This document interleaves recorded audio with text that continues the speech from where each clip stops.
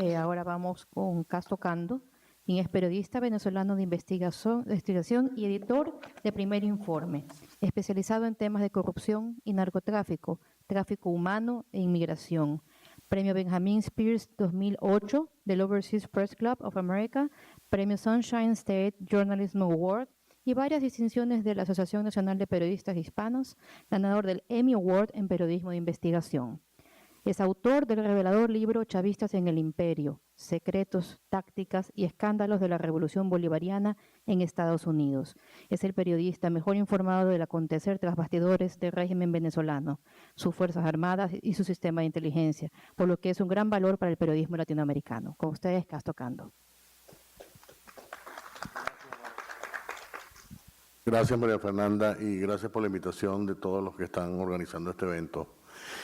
Yo quería presentar un resumen de lo que me parece han sido las estrategias en el caso venezolano, que tiene muchas semejanzas con Nicaragua, como es natural, y con Cuba, por supuesto. Sin embargo, ha tenido algunas cosas muy particulares que me gustaría compartir con ustedes. La principal estrategia del régimen ha estado concentrada en, obviamente, la persecución a los periodistas, y esta persecución se ha dado de múltiples maneras. Ha afectado a periodistas locales, periodistas de Venezuela, pero también periodistas extranjeros cubriendo en Venezuela y luego periodistas venezolanos en el extranjero. El régimen ha encarcelado corresponsales, por ejemplo, de Estados Unidos, de Colombia, de España, de Francia.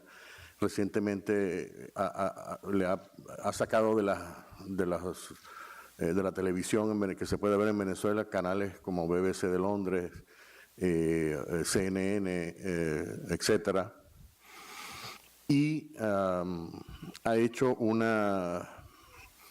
como un elemento central en su estrategia prácticamente desde el comienzo. Ha utilizado toda clase de recursos, y hay recursos, por ejemplo, poco conocidos, como el empleo. O sea, el gobierno adquirió una licencia de un programa de inteligencia artificial que ha creado la firma de aquí de Estados Unidos, IBM, que se llama Watson. Es un sistema bastante avanzado. Una licencia para tener acceso a ese programa cuesta $3 millones. Y ese sistema te permite prácticamente monitorear en tiempo real todas las comunicaciones del país, de las redes sociales, de intervenciones telefónicas.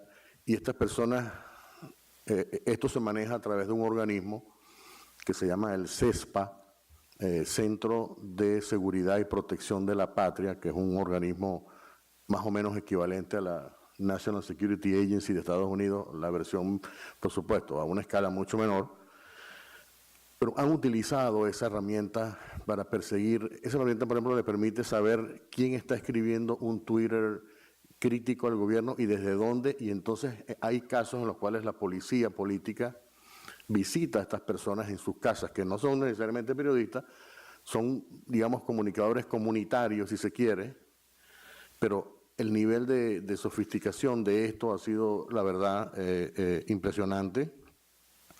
Y mucha de esta información fue organizada por el actual director de un grupo importante que controla el gobierno, que se llama Últimas Noticias. El director de ese periódico es la persona que ha estado encargada es decir, es el caso de periodistas persiguiendo a periodistas o a comunicadores en general. Se han dado casos en estos niveles de persecución del periodismo, de las amenazas constantes de intimidación, etcétera, que también ha ocurrido en todas partes, en Bolivia, en Nicaragua, en Ecuador ocurrió durante Correa. Yo mismo fui víctima de esa amenaza de Rafael Correa en algún momento. Y se han atrevido incluso a formular amenazas de muerte. Por ejemplo, hay el caso de una colega que es amiga, que se llama Maybor Petit. Ella es una periodista venezolana que reporta desde Nueva York, ha hecho varias coberturas importantes, y ella ha estado escribiendo, yo también he escrito algunos artículos con ella, pero sobre un grupo empresarial que ha participado en unas grandes corruptelas en PDVSA, en Venezuela, que están vinculados al actual fiscal de Venezuela, Tarek William Saab. Bueno, resulta que como consecuencia de esas denuncias, ella se enteró de una fuente muy importante que estas personas habían contratado un sicario para matarla en Nueva York. Y esta persona hizo obviamente la denuncia ante el FBI y desde entonces obviamente tiene unos ciertos niveles de protección, tiene que tomar unas medidas. Afortunadamente no ha pasado nada hasta ahora, pero es una ilustración del extremo a los cual, a donde están esta gente dispuesta a llegar para acallar, ¿no?, cualquier voz que les incomode, ¿no? Y obviamente porque la tarea de los periodistas es una tarea crucial en estos momentos en Venezuela, en sociedades, digamos, totalitarias. El régimen ha utilizado, como dije al principio, una variadísima gama. Ellos intentaron, por ejemplo, comenzaron a comprar medios de los más importantes y de los más antiguos, utilizando una cantidad enrevesada de compañías en diferentes partes, en España, por ejemplo, en Curazao, en Holanda, etcétera, para que no se pudiera saber quién era el dueño final. Pero obviamente siempre se sabe porque inmediatamente estos medios, entre ellos el Universal, que es uno de los periódicos más antiguos en Venezuela, y la cadena Capriles, que era una de las que editaba varios de los medios más populares o de mayor circulación, y un canal como Globovisión, que era el canal de noticias más importante. Todos estos fueron adquiridos a través de intermediarios, testaferros, etcétera. Y esto era una estrategia para controlar el contenido. Una vez que tú compras esos medios, como ocurrió, como describió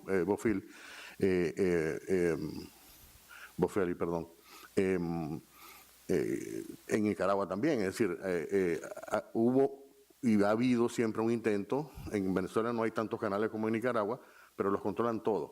Y los que no controlan, nadie critica al gobierno. En algunos casos donde no podían comprar, entonces utilizaron demandas legales o estrategias de acoso legal. Por ejemplo, hubo una demanda que Diosdado Cabello interpuso contra El Nacional, otro periódico también importante, antiguo, y contra un medio digital como La Patilla, porque estos dos medios publicaron un reportaje del Wall Street Journal que acusaba a Cabello de narcotraficante, es decir, que revelaba que Cabello estaba siendo investigado por Estados Unidos como un gran capo de la droga. Y el mismo Cabello demandó también al Wall Street Journal y demandó a otro periódico que también publicó en España, que es ABC de España. Y así ha habido muchas amenazas. La más reciente ocurrió, por ejemplo, con un grupo de periodistas que publican un medio que se llama Armando Info. Ellos publicaron todas las transacciones corruptas también de un empresario colombiano que Estados Unidos dice que es el testaferro de Nicolás Maduro. Se llama Alex Saab, es un empresario de Barranquilla. Entonces este empresario demandó a estos grupos, a estos periodistas en Venezuela, y los periodistas tuvieron que salir corriendo de Venezuela y están fuera, ¿no?, viviendo el exilio forzado, porque esta persona los demandó. Y obviamente una vez que tú entras en esa dinámica de la represión legal en Venezuela, es una cosa terrible. Hay gente que está todavía metida. Por ejemplo, hay un periodista, Jesús Medina, que era fotógrafo y reportero, que está todavía pudriéndose en una cárcel del régimen, básicamente sin juicio. Desde que Maduro asumió el poder, han cerrado 115 medios en Venezuela. Durante la era chavista cerraron muchos más.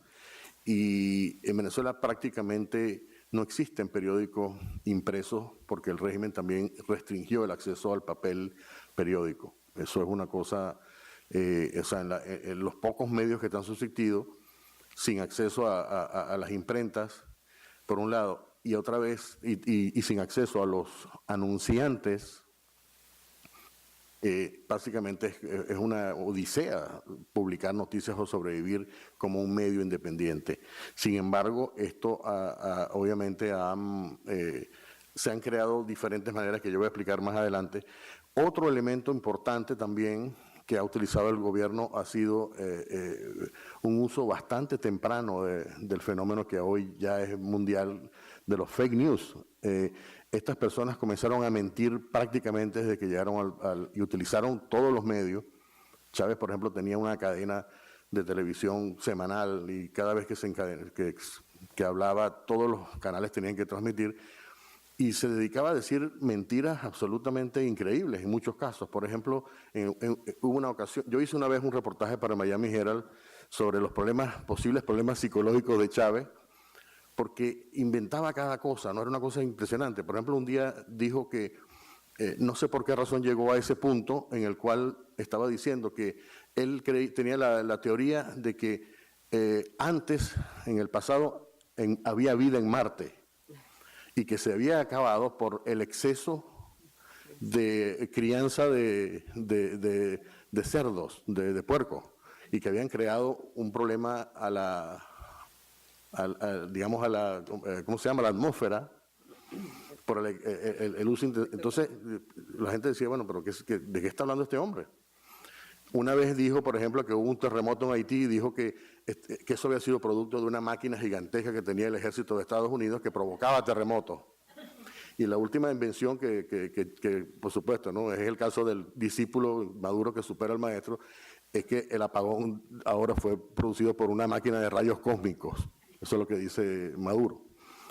Entonces, claro, en una sociedad de blackout completamente, donde mucha de la gente, la mayoría de las personas no tienen acceso al teléfono porque es muy costoso y lo único que ven son los canales controlados, sobre todo el canal del Estado, este tipo de mensaje está transmitido a ese grupo, a ese público cautivo que no tiene otra manera de enterarse de las cosas, y es una manera también de restringir el acceso a la información. Que por cierto, es otra de las cosas. En Venezuela no hay, como en Estados Unidos, como en muchos países, incluso me sorprendería en el caso de Ecuador, cuando Correa, y en el caso de Bolivia, en estos países hay mucho más acceso a la información pública que en Venezuela. En Venezuela no hay nada, o sea, no solamente tú no tienes acceso a los informes del Banco Central, por ejemplo, o de cualquier otro tipo de organismo público, sino que tampoco hay voceros para contrastar la información. Es decir, cuando uno va a escribir algo sobre PDVSA, no hay nadie en PDVSA que te pueda dar una versión de lo que está ocurriendo, de lo que tú quieres publicar, ¿no? Y por supuesto, información sobre lo que está haciendo el gobierno, los presupuestos, no existe. Y esto es otra manera también de controlar y de perseguir y de restringir el acceso a la información. Para terminar, quería llamar la atención sobre lo que yo considero son aspectos bien interesantes y muy positivos. Yo creo que esto también está causando un efecto extraordinario. En Venezuela, los medios tradicionales ya no son, digamos, el lugar donde la gente busca la información. A mí me sorprende mucho que la mayoría de las personas, ¿no?, se habla de más del 65% en Venezuela buscan las noticias a través de Instagram, que es una cosa bien interesante. La gente no lee periódicos.